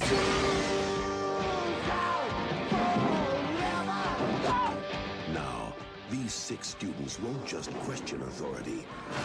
They'll have to destroy it. So how's this for an interesting marriage? Kevin Williamson, who at the time was hot off of Scream 1 and 2, I believe, and had started his TV show. I want to say Party of Five, but I could be wrong. One of those cheesy 90s TV shows that I happily managed to miss. Anyway, after Scream, anything that he wrote, either before Scream or since, was hot property in Hollywood. Yeah. And the marriage between Kevin Williamson and Robert Rodriguez, who had recently made a splash in indie movies with El Mariachi, had gone Hollywood with Desperado and the Quentin Tarantino screenplay From Dusk Till Dawn, which was George Clooney's first starring role, interestingly. Which was, ER before that, hey? Yeah, but in a movie. I think that was his first movie role, yeah. So you got a very energetic young Mexican filmmaker who sort of specializes in bringing the red, and you've got a hip young screenwriter. And the Hollywood producer factory put these two guys together, cynically believing that this was the permutation to box office gold. And they were correct. The suits got it right this time. Sometimes the statistics and the calculations work. Yeah. Kevin Williamson is all about sort of disassembling the horror genre as he does it. The Scream movies, most famously. Yeah. Talk about slasher movies while being slasher movies. And this movie... It's sort of the Tarantino of horror films, Yeah, and this is definitely... up there influenced by that as far as embracing pop culture. It's a double-edged sword in that it keeps you cool and hip when the movie's fresh. Yeah. But as the movie ages, it becomes more and more dated. So far, this one is not too dog-eared, but give it more time. We have another sort of invasion of the body snatchers kind of vibe happening in this alien invasion. This time the creatures are all water-based. Water-based. Squid-like. They look like tiny little squid crayfish combos when they first hit the ground, but once they get into people, you're one of them, and you keep implanting others. Just like the previous Invasion of the Body Snatchers movie and Slither. Each day that goes by, more and more people are working for the aliens. It's a fun, energetic. Teen-oriented, but I think enjoyable for all ages.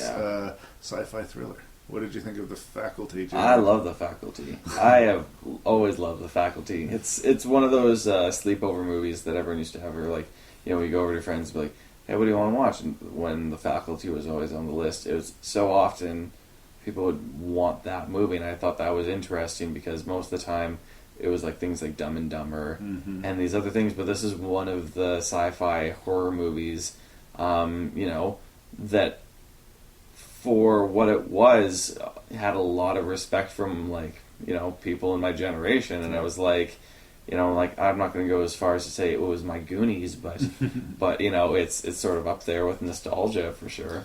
And we do see familiar sort of things as far as it's a group of kids who are hanging out together who really don't seem to have anything in common. The Breakfast Club of I was going to sci-fi. say that. This is like the Breakfast Club versus the Body Snatchers is what we're presented with here.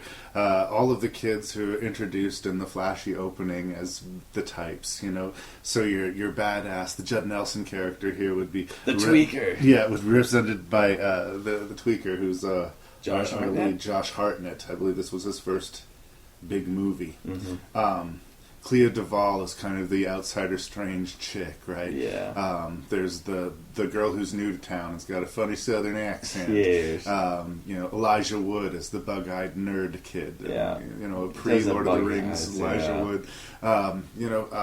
All of the kids are types. There's the jock kid, there's the driven hottie who treats people like shit. The cheerleader. Absolutely. This is the Breakfast Club. But in horror movies, you can paint in broad strokes. And even though these are all types, we've got a good cast of actors playing them.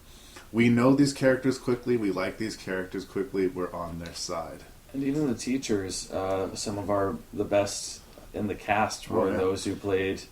the faculty. Newworth, great actress of stage, and most famously known as Lilith from the old Cheers sitcom. Oh yeah. What's his name from Terminator 2? T-1000. I don't remember his name. Robert Patrick. Robert Patrick. Yeah, Robert Patrick. You are correct. Famke Johansson, and of course Jon Stewart. Yeah. Showing up as the science teacher. That was a great cast.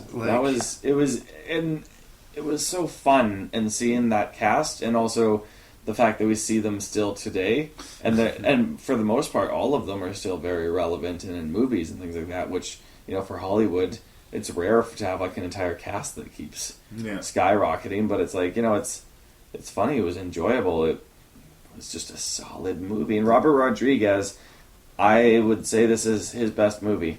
Yeah.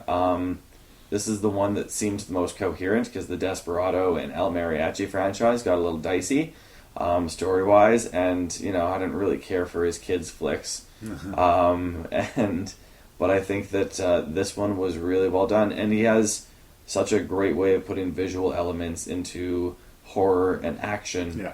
The man can do an amazing action sequence. I don't know how great a screenwriter he is, but he makes good, fun popcorn movies. Yeah. As I'm saying, like if we're looking for our generation's Carpenter, Rodriguez is probably as close as we have. Yeah. He'll do anything, like you say. He'll do kids' movies for this one. I think that he was probably feeling a little bit more restrained when he was making The Faculty. Again, he was early in his career. Desperado and From Dusk Till Dawn did money, but they weren't huge. They weren't guaranteeing him a Hollywood career. Yeah. Now he's got his own studios, and he makes his Sin City movies and his Machete movies, and they're superficial, violent. They are what they are films. But this is what we see when Rodriguez has a real script to work with. Mm-hmm. And like Kevin Williamson's very hip, very referential, and it's familiar ground for him. But I still love some of the brilliant inversions that he manages to put into this. And the kids do talk about, okay, in movies that are like this, what do people do? Yeah. They reference it. Whereas you never see the zombie movie where the people start talking about zombie movies. You never say the Z word. Yeah, they don't even they won't deign to say the word zombie. No, they're somehow infected. Cheapens it. Yeah, that is one thing that really pissed me off in The Faculty was the fact that they were like, oh well, in the Body Snatchers, and it's like, hey, we know it's from the genre, and I almost felt like this was like we respect you, don't sue us. Yeah. You know, and I felt like that might have been. I felt like that might have been a thing again, for this. It's a template. screenwriter. The takeover. There's the puppet masters. Like this is sort of like a sub genre of invasion movies. Yeah. But going back to what I was saying, as far as like great inversions that happen, there's a sequence where we find out one of the students is sort of the big bad of the aliens, and she can turn into the monster or back. And there's a sequence where a couple of characters are being chased through a building by a naked woman. Very attractive. Very attractive naked like woman. the reversal of every other horror movie where there's a scantily clad woman running away from the dude with the dagger. In this movie, we got the naked woman chasing them. Which is funny because they also build up the fact that she's so hot. Yeah. And you're like, teenage boys running away from this is just comical. And again, the screenplay is well handled in that. I mean, I was much younger when I saw it. Maybe if I saw it with my older eyes, I would have paid. I did not call who the big bad was in the movie when I first watched it. I was pretty convinced it was somebody else. When It's funny. I thought it was her, but it was just on the basis that I don't trust the South. Anyway, there's very little of the movie that doesn't work. It's efficient. It's like 96 minutes. Yeah. It's violent, but it's not, it's not ludicrous. It's not going to hit anyone's gag reflex. Well, and that's why I do think it was Rodriguez's best, because I think it's like, he was in another studio and maybe people had a little bit more of a rein in on him. But when you have a script to work with and maybe people holding you back from just you're doing your nonsensical whims, maybe that's a good thing on occasion. I get the feeling with Rodriguez that he's a wouldn't it be cool if director. Yeah. He'll get there on the day and then he'll be like, wouldn't it be cool if as you had like all the storyboards for it at one point in time, and then the artist just goes off and he's just crying because he can't. Sometimes you'll create gold with that, and sometimes you're gonna lose a day of production. Yeah. And I think in this one, him efficiently working with a quick script with an able young cast works pretty much entirely. I mean, I don't think it reaches the grander levels of some of the movies we've talked about earlier, but it's good at being what it is. And although it's a funny movie and it's got that winky script, it works as a thriller. Yeah. So the only fucked up thing was Josh Hartnett's haircut. No, it was badass, man. It was. I know they were like, oh, he's abandoned, so we're gonna have make it look like he cuts his own hair. Exactly. It's just too much. Well, I mean, again, I've said before to you, I believe, that I'm not going to give a thumbs down to a movie on the basis of a haircut. Oh. I mean, whatever. Fashions come and go. I don't think that the 90s overall were a great time for movies in general, but especially for a movie this solid to come out of the Hollywood machine. You don't get it that often, so people should enjoy it. And I do think that it's not as recognized as some of Kevin Williamson's other stuff is. I mean, and I'm not going to oversell Williamson either. He's written some bad movies as well, but he kind of owned the mid to late 90s, and as good as the Scream movies are fun and enjoyable and all that, I think Faculty, it goes blow for blow with them. Yeah. It's kind of the same thing. He's doing the same thing in a different genre. Yeah, but I'll always watch Faculty over those. Yeah, it works. Yeah.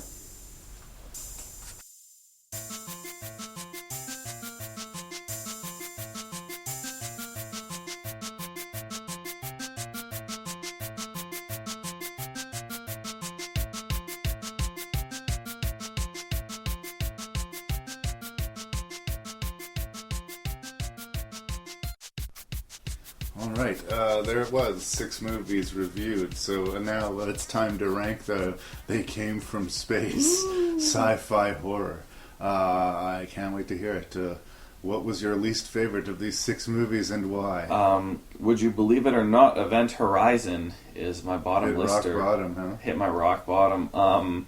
There was concepts that I liked, but overall I hated the movie. And that was sort of a tough choice at some point, but I was like, I think I would have taken, some of my other least favorite ones, over it. It's just, it wasn't good. The sets and the spikes just couldn't get by them. Yeah.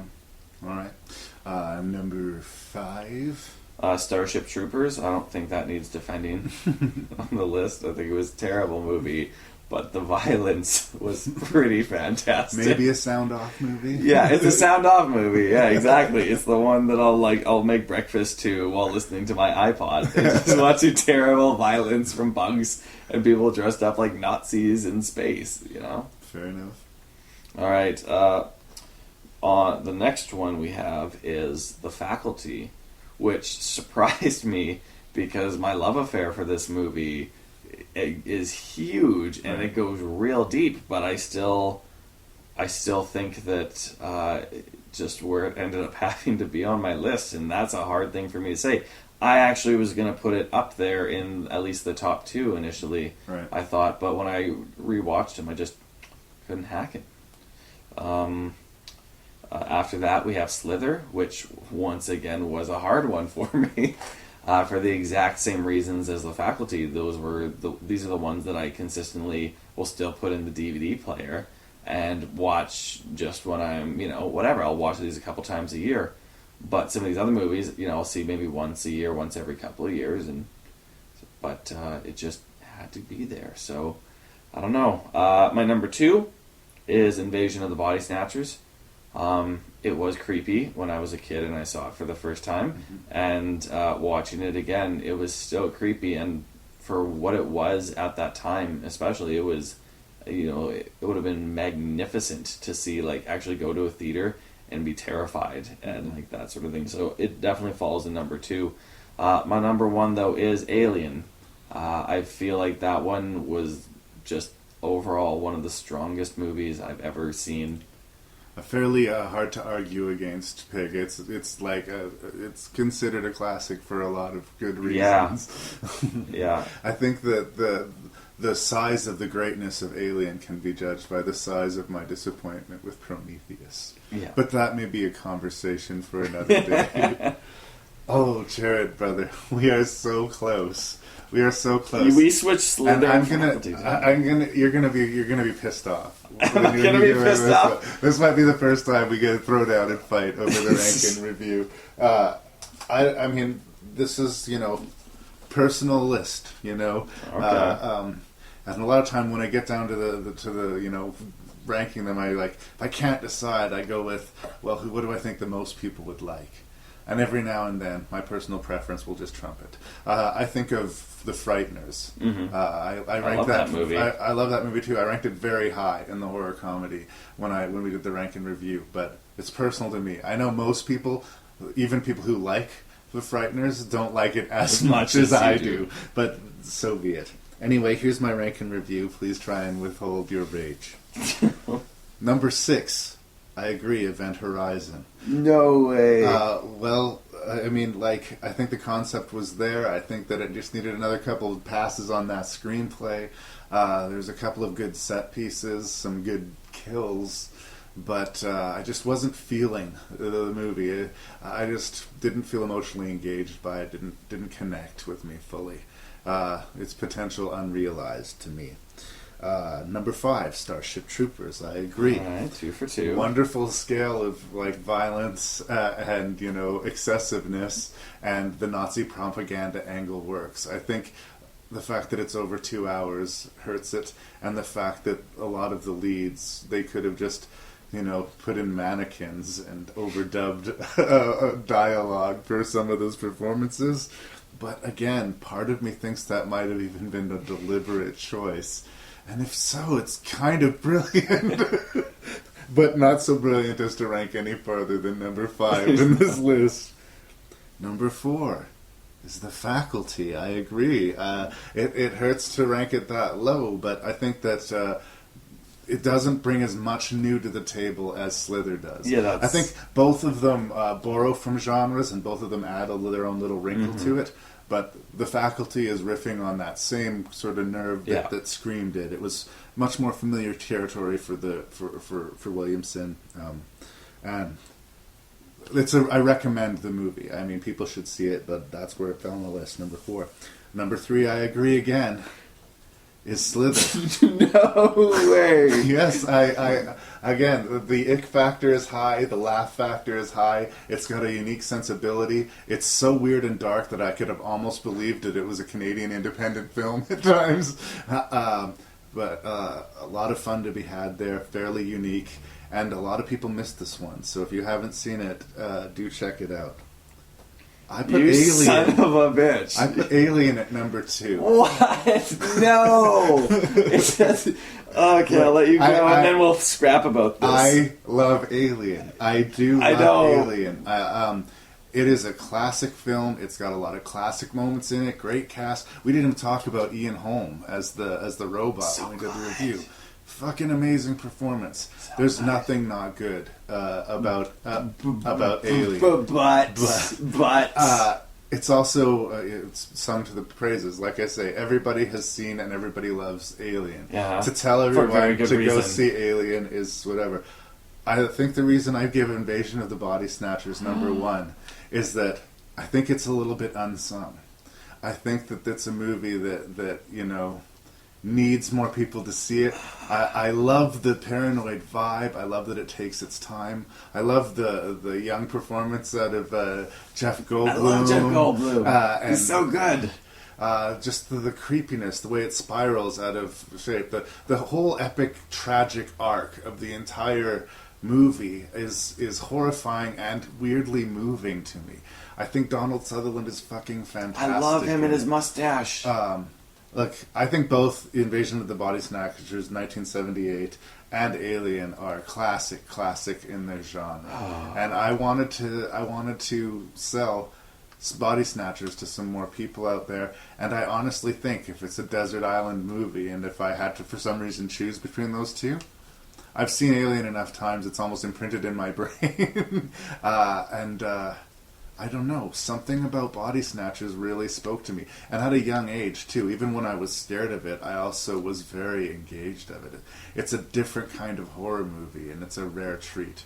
We'll often see people walking down dark corridors waiting for a monster to pounce on them. We don't often get the stakes and the paranoia and the broken love story that we do in Invasion of the Body Snatchers. And I knew it would be a controversial pick. Sometimes you got to kill your darlings, like when I ranked Ghostbusters number 4 in a list, which just seemed crazy, but that's where it fell.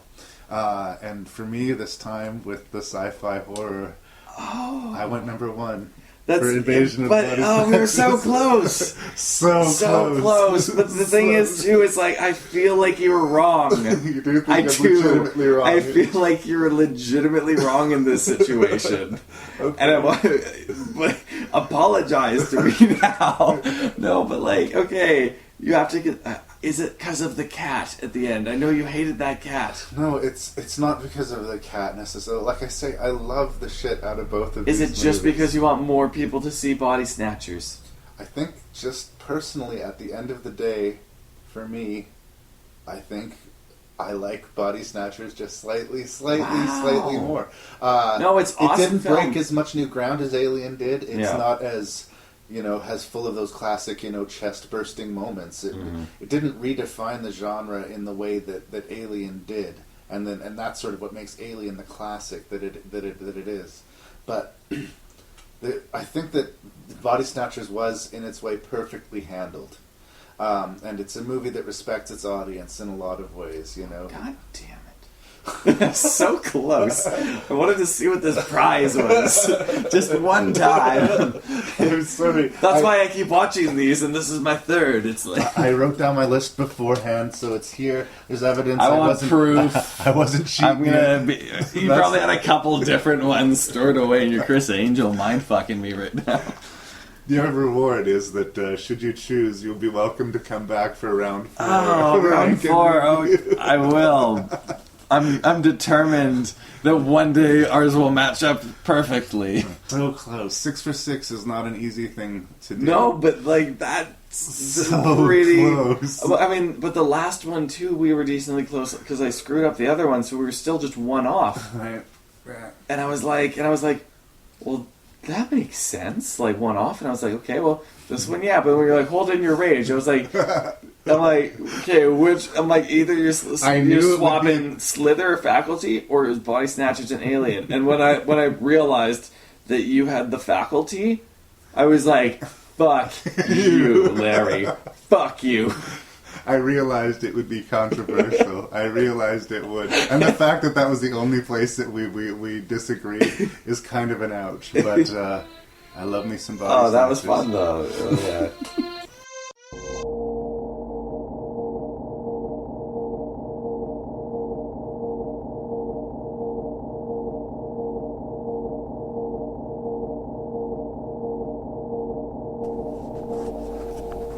All right, welcome to the Jerry's. This is it.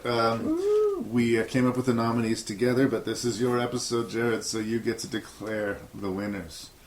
Our first category in this evening's Jerry's are What the Fuck Moments, our WTF award. And our nominees are the human-faced dog from Body Snatchers that causes one of our characters to break their cover because it's pretty disturbing to see that. Also from Body Snatchers, Donald Sutherland smashing his own pod creature. This the image of himself being bashed to pieces with a hoe. Lovely stuff. The impregnated woman in Slither, who is ballooned out to the size of a barn.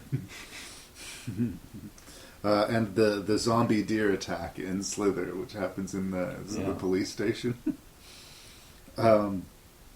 John Stewart's death sequence in The Faculty. He's at first a friendly teacher, but when he turns, he is forced to be dealt with in a rather extreme way. His fingers get chopped off, his eyeball gets punctured. It's fun for the whole family. With a messy goo. Of course, the classic sequence in Alien in which John Hurt's chest explodes and an alien pops forth from within. The Hot for Teacher angle in Faculty. That's such a good one. Where Josh Hartnett has got kind of a mutual crush. Mutual crush. It's very mutual. That's what's creepy about it. And then we got a Rooker double nomination here for when Rooker is impregnating people with the weird tentacles coming out of his belly. And I also wanted to give a note for the assimilation sequence, where we keep seeing people coming up to the Rooker monster and just sort of being absorbed into this big globby gelatinous thing. Yeah. Two pretty what the fuck moments also from Slither. So we've got 9 nominations there, and you are the one who's forced to give the award. I have to kind of double check the list here. I missed 9. That's a lot. Drum roll. Oh, it really does go between Donald Sutherland bashing his own head in, and the dog hobo face. So either way, Invasion of the Body Snatchers. It is. Best what the fuck moment. Best what the fuck moment. I'm gonna give it to the dog one because I know it's the dog in the mask, but as it walked on screen when I just watched this the last time. It was a weird thing. It was weird. It fucked me up to see him bashing his own head in, but I feel like that I understood and could have seen coming. That was messed up with the dog. Just to toot my own horn here, you picked the 2 moments from Invasion of the Body Snatchers and not the classic moment from Alien for your favorite what the fuck moment. Which one's credence, I think, to my ranking review. Son of a bitch. Moving on. The best deaths in this series of sci-fi horrors. The brain sucker sucking the brain out of Patrick Muldoon, who got to play the love interest, or potential love interest, to Denise Richards in Starship Troopers. I think he did okay, considering he was acting against furniture. But his death is pretty impressive. Veronica Cartwright's very ugly dispatchment in Alien, where its tail basically jams up between her legs and splits her. It's like an anti-rape ad. Ugh, no fun for her. And we didn't like that. The teacher melting into a pile of goo in the Faculty. Yeah. The Family Fun Day Massacre, as I call it, from Slither, where all the brain bugs get into a nice farm family, and much fun and horror ensues. And a nomination for Event Horizon for Kathleen Quinlan, who was the nice, sweet, mother character who has a just brutal fall in Event Horizon. What a person looks like when they're smushed in every bone. Ouch, ouch. Yeah, she's not getting up after that. What wins for best death for you? Oh, God. There was some legitimate awesome deaths in these movies. And this seems ridiculous, but I'm going to go Brain Bug. Yeah. Because it was fun to watch a guy being turned into a sippy cup by a giant alien. I think fair honorable mention. He was already nominated for What the Fuck, but John Hurt in Alien is also classic. Yeah. But yeah, no, I agree. The brain sucker death is hard to forget. It's hard to forget. So silly. And at risk of the guy who thinks all alien designs look like sex parts, did that brain bug's mouth look a little bit like lady parts to you? Yeah, it seemed very... Just we'll let the viewers watch the movie and decide for themselves. Okay, best performance. I nominated Ian Holm, who we did not discuss in our lengthy review of Alien. He played the sort of... Well, we find out he's actually a robot. And he's, as such, his morals are, well, programmed. Yes. It's a really great performance and quite unsettling one. We discussed in the review of Slither that Elizabeth Banks did a really good job with a difficult role. A lot of special effects around her and it works in the world of the script, but a lot of ridiculous and difficult dialogue. Mm-hmm. Donald Sutherland, heartbreaking performance, really, in Invasion of the Body Snatchers. We've got two already Jerry Award-winning actors nominated for their second time in this category. Clancy Brown as the drill sergeant in Starship Troopers. Yeah. It was easy for him to stand out because there's not a lot of the actors on set. No, but it's Sean. Jeff Goldblum, supporting work in Invasion of the Body Snatchers. Jeff Goldblum is already, of course, a Jerry Award-winning actor for his work in The Fly. And, of course, Sigourney Weaver for her much-loved role as originating the role of Ripley, which she would return to 4 more times. Mm. Maybe she should have quit after 2, but she returns 2. And there's now in every other Alien movie. Who gave the best performance, Feather? Alien Ian Holm. Ian Holm. Yeah. Nice. Bilbo Baggins himself. Yeah. He was awesome. There was so many awesome performances, and I wanted to give it to Jeff Goldblum or Donald Sutherland, but he was solid. This is yours, and I can't really put up a really good defense against so it. Proof that Alien was the superior of the movies. Oh, well. But with Donald Sutherland and Jeff Goldblum combined. I know. No, fair enough. Best scare of these science fiction horror films. I love the moment when, we believe Sigourney Weaver's safe, and then we realize she's not because it's going on too long. Yeah. And she looks into that little compartment that's full of pipes and wiring, and the alien's right there, and we don't even see it until it starts to move. And there's this sort of strobe just illuminating it. Fucking great moment. Yeah. That is a scary moment.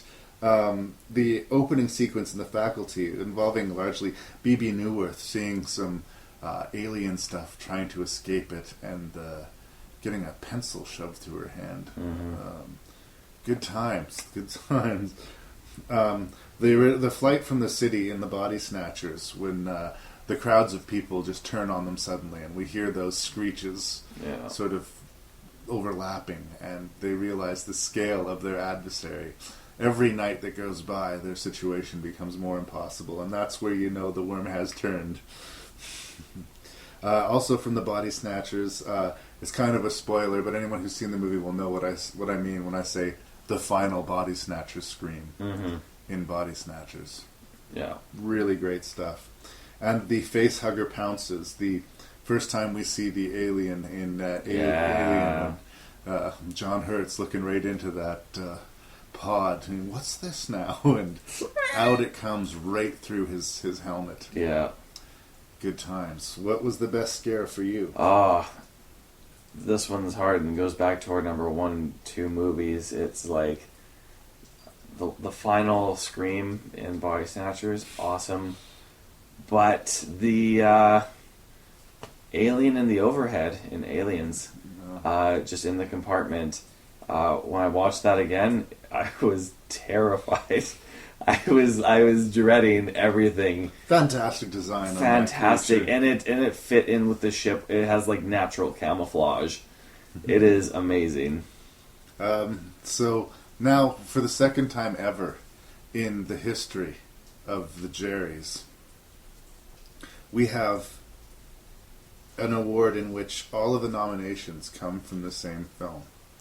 So we're going to award the worst performance. And your nominees all come from Starship Troopers.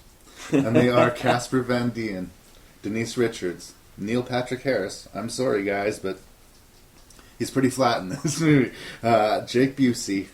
And I guess he's just being Jake Busey. He's just being Jake. He's pistol whipping a blind kid. And Dina Meyer, who I think is the closest thing to an actor of the bunch. Yeah. But, she didn't have a lot to work with. Did not have a lot to do. Who was the worst? Denise Richards. You think so? Denise Richards. Yeah. Everyone at Casper least... Van Dien gave her a run for her money. I was going to say, but at least I believe that he put effort into it. He was able to look angry in certain scenes when it was appropriate. I once saw emotions in his mouth, and I feel like with her, it was like she was staring into a mirror of herself and got lost there, and just sort of was saying it in this weird trance. Denise Richards is stabbed through her shoulder blade, and she's walking around carrying a gun and swinging her arm around like nothing. She doesn't even remember that her character was supposed to be wounded, I don't think. Everybody else who gets hit by the bugs seems to actually scream and cry and bleed, but that might have been tough to ask. I'm sorry, awful. Denise Richards fans out there, but I did not think that this was... I'll watch her sex tape, but I won't. She has a sex tape? I don't know. We're going to rank and review sex tapes one of these days. All right, and very quickly in our last Jerry, and thank you again for coming back, Jared. Oh, no worries. Had to beat Jeremy. We got 4 quick nominations for Best Lines. I've got We're Itchy, the twins from Slither. This is going to jack you up. Yeah. Climactic moment in Faculty. Can you hand me some of that possum? From Slither. The impregnated woman who is eating raw meat and animals to feed the thousands of worms that are gestating inside her. And then we nominated almost every line of Jeff Goldblum in The Body Snatchers, who once again just somehow manages to steal every scene that he is in. If at all possible, I would kill to see a Jeff Goldblum one-man show of nothing but him for like 3 hours doing monologues. And so, that being said, I feel like he wins Best Line. Jeff Goldblum is a 2-time Jerry Award-winning actor. He shares this distinction with only one other person. Do you remember who that is? Our boy Michael Eklund. It all comes back to Eklund. All comes back to Eklund. They'll have a face-off today one day.